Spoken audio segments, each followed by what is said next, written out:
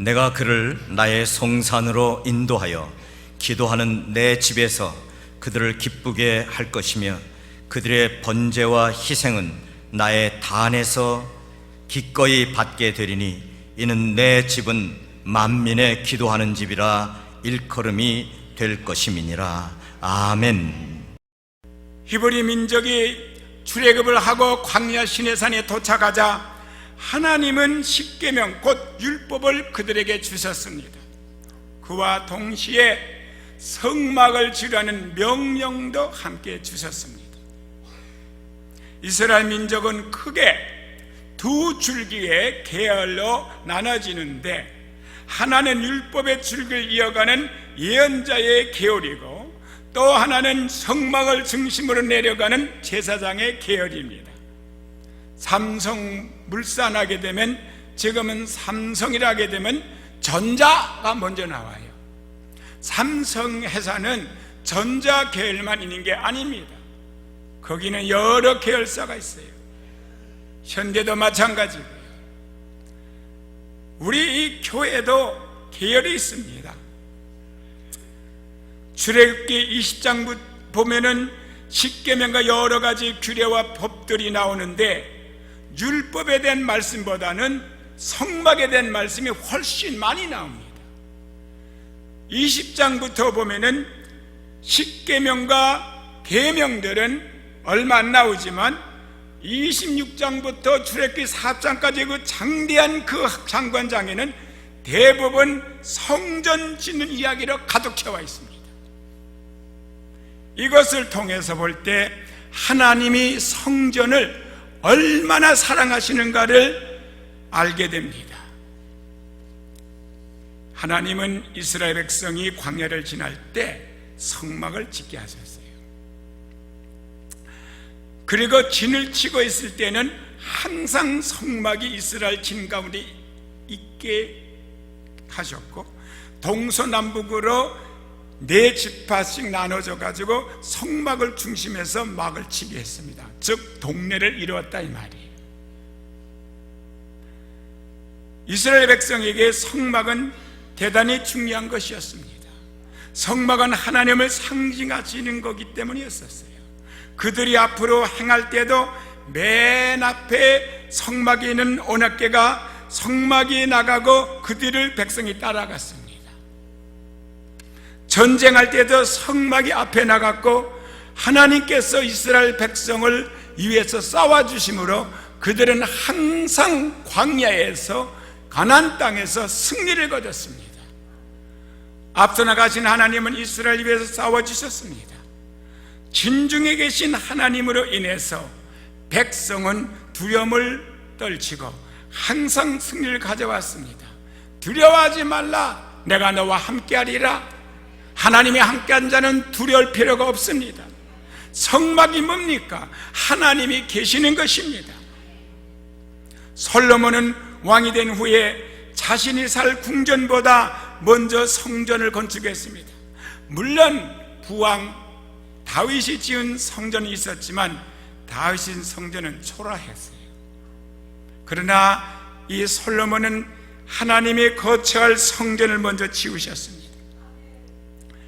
솔로몬은 믿음이 있는 왕이었기 때문에 하나님이 무엇을 좋아하시는지 잘 알았어요. 믿음이 없이는 하나님을 기쁘시게 할 수 없나니 하나님께 나간 자는 반드시 그가 계신 것과 그 하나님을 찾는 자에게, 하나님 앞에 기도하는 자에게 상을 주시는 이심을 믿었습니다. 그래서 그는 하나님이 거할 성전을 먼저 지으시고 그는 1000번 제물을 드리면서 하나님 앞에 기도하기 시작했고 그 결과 그 왕은 가장 지혜로운 왕이 됐고 가장 부강한 나라가 됐고 부귀와 영화까지 덤으로 복을 받았습니다. 사랑하는 성도 여러분, 근세에도 이런 정신을 이어받은 사람들이 있었습니다.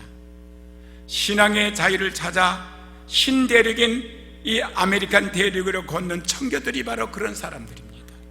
이들은 인디언들이 살아있는 낯설기만 한 땅에 건너와서 자신들의 신변을 보호해줄 집을 지은 것이 아니라 하나님께 예배드릴 교회를 먼저 지었습니다. 그들은 미국이 몇백 년밖에 안 되는 이런 짧은 역사로서 전 세계의 강대국이 되고 가장 풍요로운 누리는 세계 최고의 강대국으로 축복을 받는 것은 그들의 조상인 청교도들이 이 땅에 들어와 하나님을 기쁘시게 했기 때문입니다. 하나님이 거처할 집을 짓고 거기에서 하나님을 매일같이 만났기 때문이에요. 예수님은 뭐라고 말씀하십니까? 자신을 성전이라고 했습니다. 또한 성도를 가리켜서 성전이라고 말했습니다.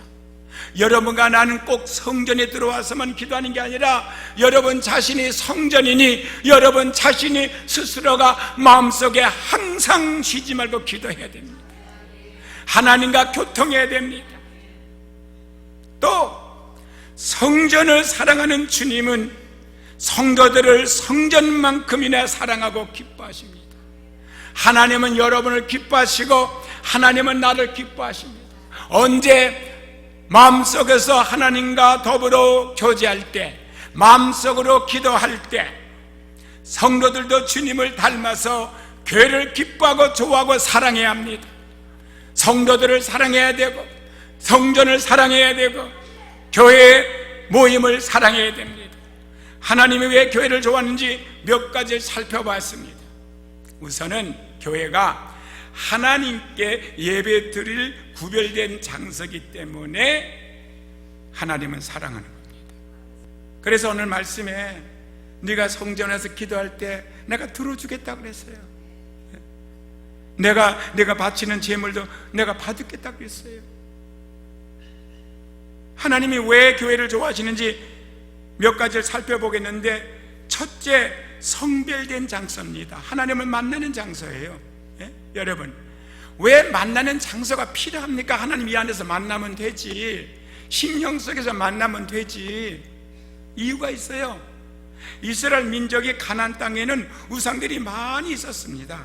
그리고 이스라엘 백성이 이것저것 널려 살았어요. 그들이 한 군데 모여 있지 않았습니다. 각 지파마다 사는 땅이 다 달랐어요. 노났다고요. 근데 그것마다 우상 섬기는 원주민들이 많이 살았습니다. 그때에 자칫 잘못하면 그들이 원주민이 섬기는 우상을 섬길 수 있는 가능성이 많았다고요. 그래서 거룩한 장소를 만들어 놓고 그것에 같이 모여가지고 하나님을 섬기는 것을 잃어버리지 말라고 구별된 성전을 지으신 거예요. 이런 건물, 예배 드릴 만한 넓은 장소는 이 노선제수에 얼마든지 있습니다. 시민회관도 있고요, 극장 구경하는 데도 있고요, 다 있어요. 그러나 그런 것은 하나님을 만나는 것이 아니기 때문에, 하나님을 만나는 것을 성별에 만든 것이 바로 성전, 바로 이것입니다. 그래서 이것에서는 절대로 세상 노래나 세상 영화는 보여주는 것이 아닙니다.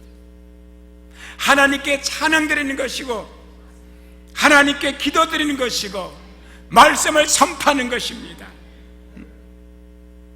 그래서 가나안 땅에는 우상들이 많이 있어서 이스라엘 백성들이 마음에 뺏길 수 있는 가능성이 많았으므로 바로 하나님은 성전인 교회를 통해 구별해 주시고 제사, 즉 예배를 드리면서 하나님에게 멀어지지 않도록 하셨던 것이에요.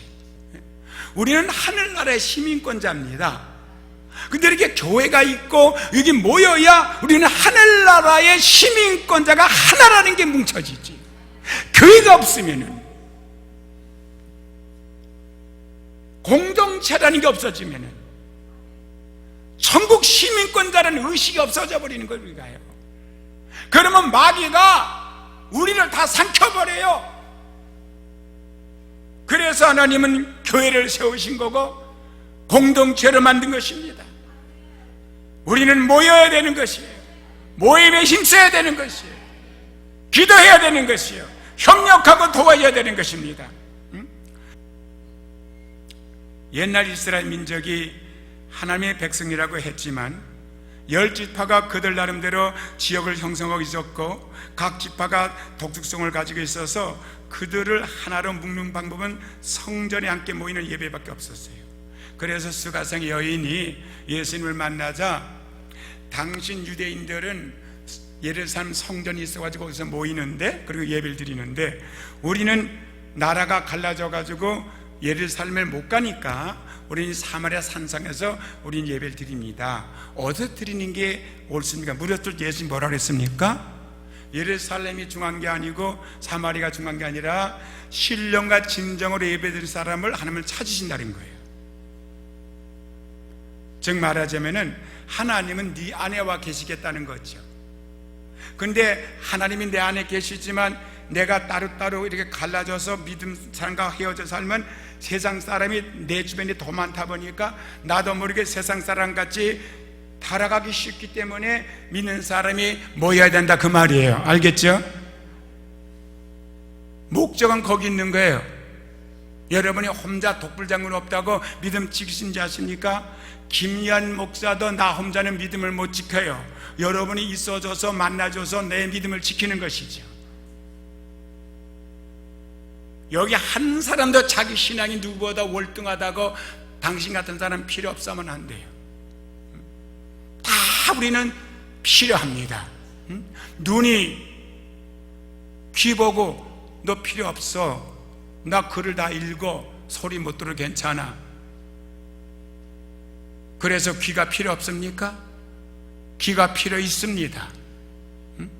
입이 코 보고 야 내가 맛보면 무슨 맛인지 다 아니까 냄새 못 맡아 괜찮아. 코야 꺼져. 그러겠습니까? 냄새가 필요합니다. 이렇게 지체가 몸에 붙어서 서로 돕고 협력하듯이 우리는 서로가 도움을 주고 협력해서 선을 이루는 믿음을 지키는 자가 이게 바로 교회입니다. 그래서 하나님은 성전을 소중히 여기고 사랑하신 것이었어요. 성전은 하나님의 성도를 사랑하신다는 증표입니다. 이스라엘 민족은 출애굽의 동시에 하나의 교회가 된 거예요. 왜? 출애굽 전에는 그들은 애굽에서 섞여 살았어요. 그러다가 출애굽을 딱 하자마자 믿는 사람끼리 이제 하나로 뭉쳐버렸어요. 택함 받은 이스라엘 백성이 한데 뭉쳐버린 거예요. 그게 교회예요. 그래서 교회를 견고히 세우기 위해서 성전이 필요해요. 여러분 나 혼자 신앙 지키기 힘들어요. 그래서 전도서 4장 9절 10절 보면은 두 사람이 한 사람보다 나오면 저희가 수감으로 좋은 상을 얻을 것이라 그랬어요. 또 혹시 저희가 넘어지면 하나가 그 동물을 붙들어 일으켜리니와 홀로 있어 넘어지고 붙들어 일으킬 자가 없는 자에게는 화가 있으라 그랬어요.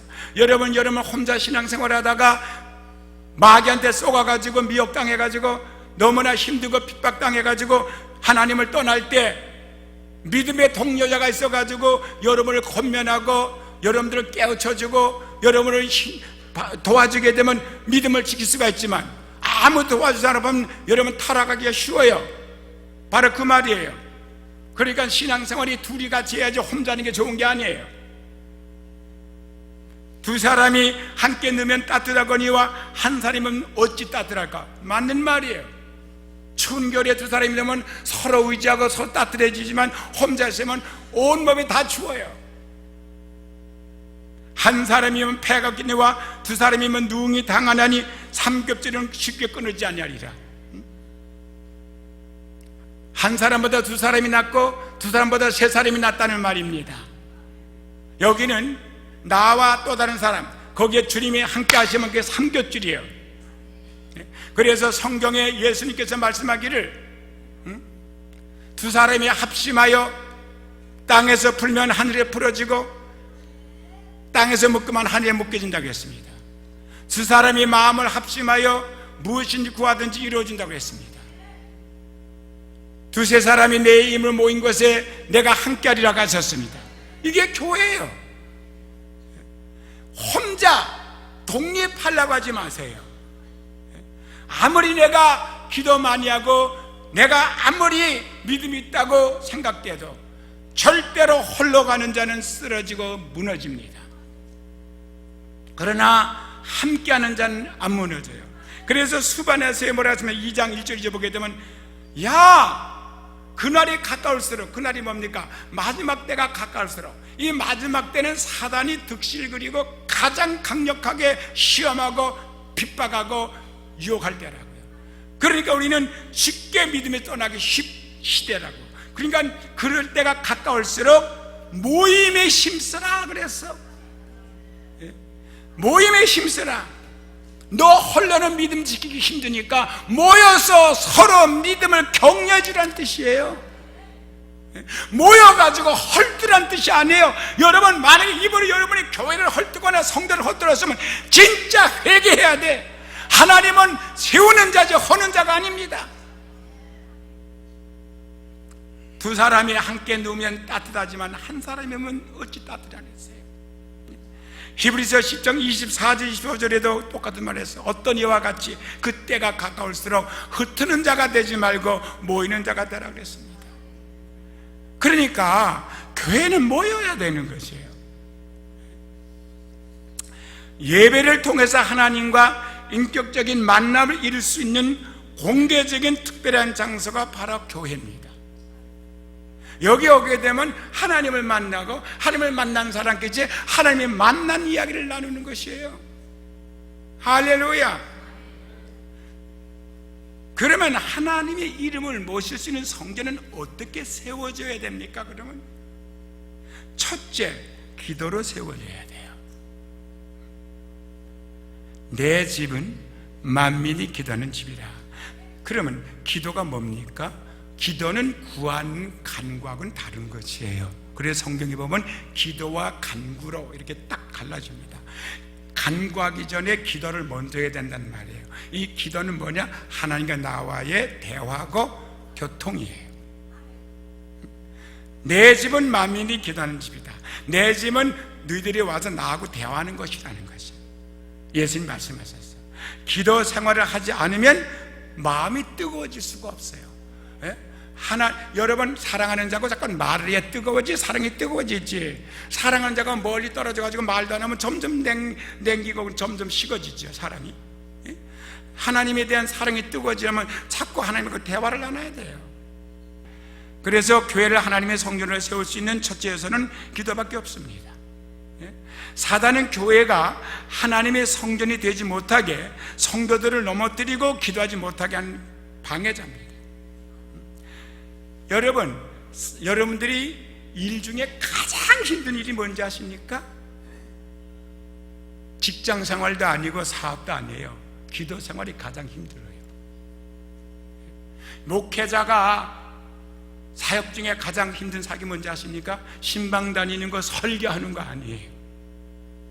조직하는 거 아니에요. 행정하는 거 아니에요. 기도하는 거예요. 그 목사가, 그 성도가 기도만 할 수가 있다면 그 사람은 절대로 망하지 않습니다. 반드시 성공합니다. 목회자는 목회 성공하고, 사업가는 사업에 성공하고, 가정가지만 가정에서 성공합니다.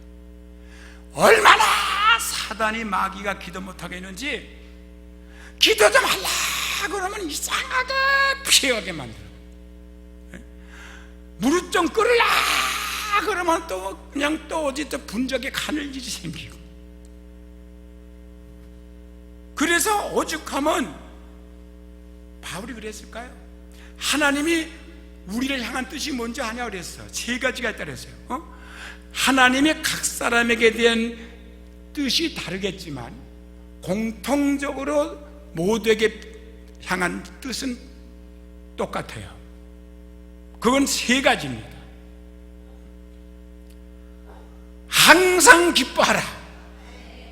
여러분과 나 향한 뜻이야. 기뻐하라 그랬어요. 어떤 상황 속에서도 항상이라 그랬습니까? 항상이라는 말을 기억하세요. 기뻐하는 것은 물론 기억해야 되지만 항상이라는 걸 거기다 집어넣어야 돼요.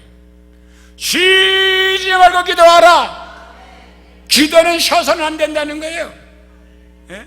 그런데 우리는 너무나 기도를 쉬는 시간이 하는 시간보다 더 많아.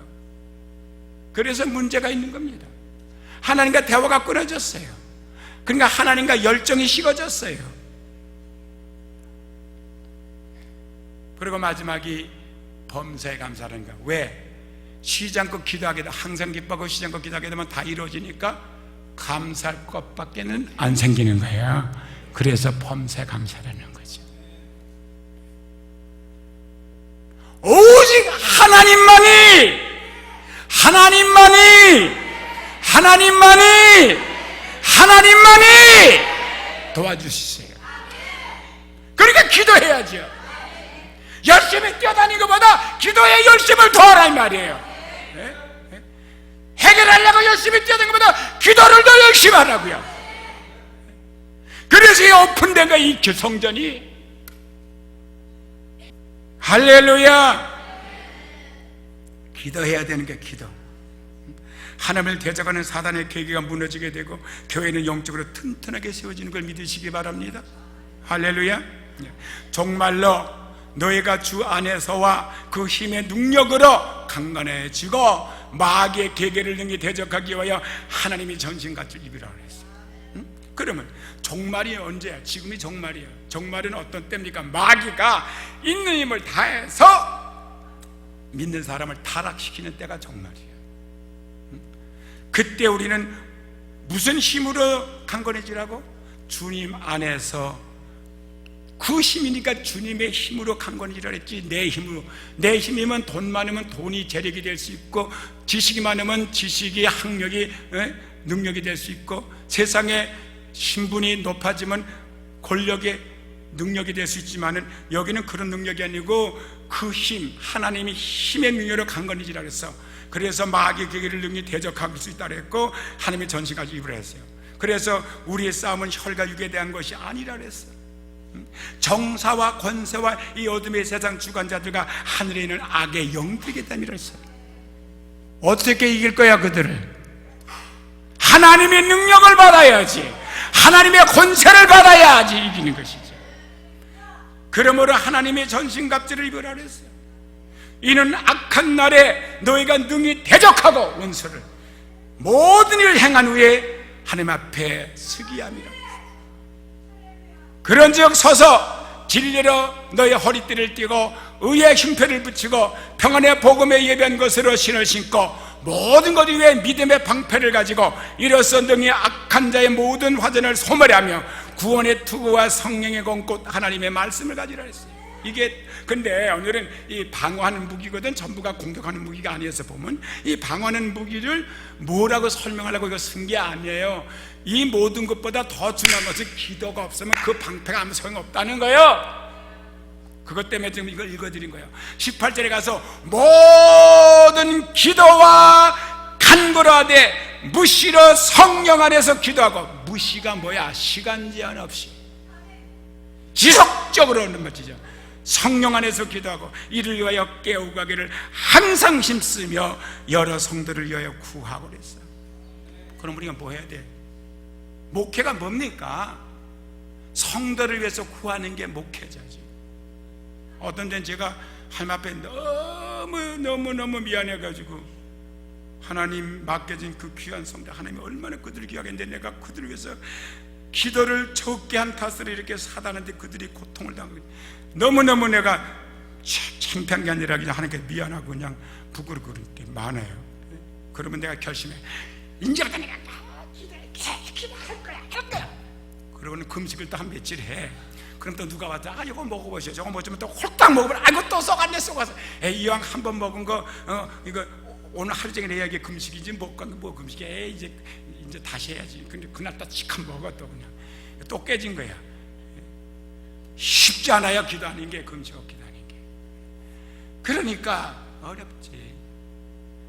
그런즉 서서 진리로 너희 허리띠를 띠고 흉패를 붙이고 평안의 복음에 예배한 것으로 신을 신고 모든 우리의 믿음의 방패를 가지고 능히 악한 자의 모든 화전을 허물하고 구원의 투구와 성령의 권꼭 하나님의 말씀을 가지려 한 다음에 모든 기도와 간구에 대한 무시로 성령 안에서 기도하고 이를 위하여 깨우고 하기를 항상 힘쓰라. 할렐루야. 그래서 데살로니가서 5장 17절에 쉬지 말고 기도하라 그런 거예요. 사랑하는 성도 여러분, 이 교회는요 24시간 열어놔야 돼요. 누구든지 괴로운 사람, 낙심한 사람,